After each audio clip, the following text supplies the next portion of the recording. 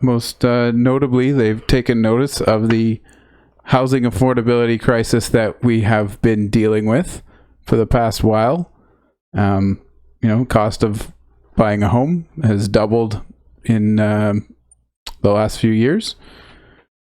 And so the government has some ideas on how they can help us, those of us first-time home buyers, buy our first house. We'll see if we think that they're going to actually help us out at all, or is this just some lip service to make it look like they're actually doing anything? Correct. That is exactly what they are doing. They are just creating another savings account for Canadians so that they can just save some more of their hard-earned dollars and eventually purchase a house, because saving for a house is the exact same as making houses more affordable. Right. Not. That's a big not. Right.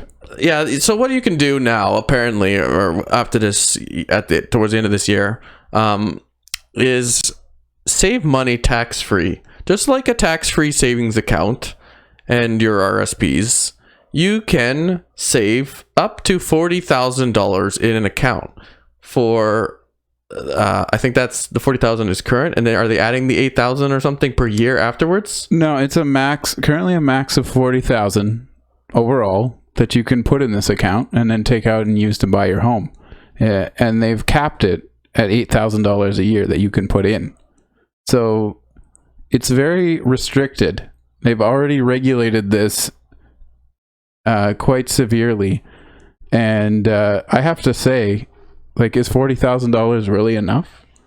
Well, it's on an average house, it's the initial 10% payment.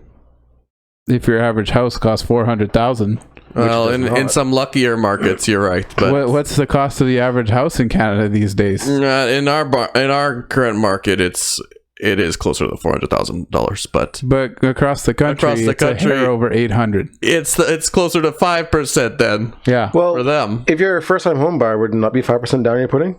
Would not be an option? It would be, but you can't so. This problem exists now, and you are trying to save $40,000 at $8,000 a year. That doesn't help you now. That helps you after things continue getting worse. Fair. It just means that whatever you put in on that value of a savings account is something that you don't pay taxes on. So what?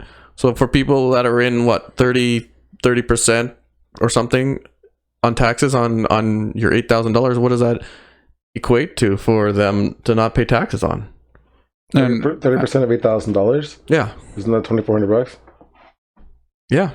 Well, okay, so it combines, allegedly, this could be wrong, this is my understanding so far, is it combines the good parts of the RSP and the TFSA. So you can put it in without having paid tax on it, and then you can pull it out and use it to buy your house without paying tax at that point. So it is actually, in that respect, better than an RSP or a TFSA, but it's not really enough, especially in markets like Toronto and Vancouver.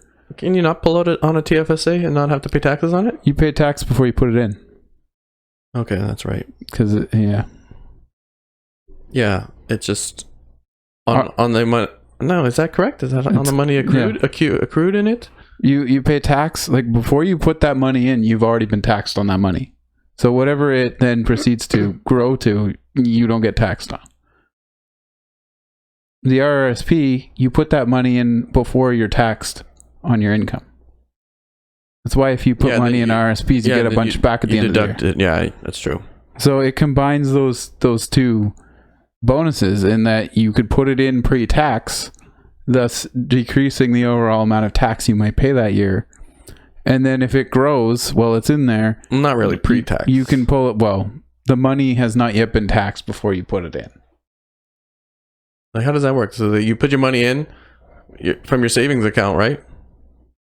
You're already being taxed from your employer. You're getting a credit back. As soon as you put that money in at the end of the year on your taxes, you'll report it, and then you'll receive a tax rebate for that amount, the same way RSPs work. Yeah, right? Exactly. So technically, you're not getting taxed on that money when you put it in. You get taxed on it later when you pull it out of your RSP. In a way, I'm getting taxed on it because I don't get to have that You don't get it all tax-free year. money back, and I don't get to accrue interest on that money.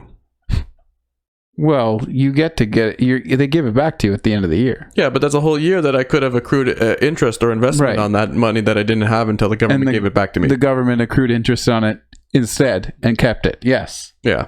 It's not totally perfect, but there's an advantage to it. Yes, there's an advantage to it. It's not a bad system. It's just a matter of it's only a small measure to increase people's ability to save for these expensive houses.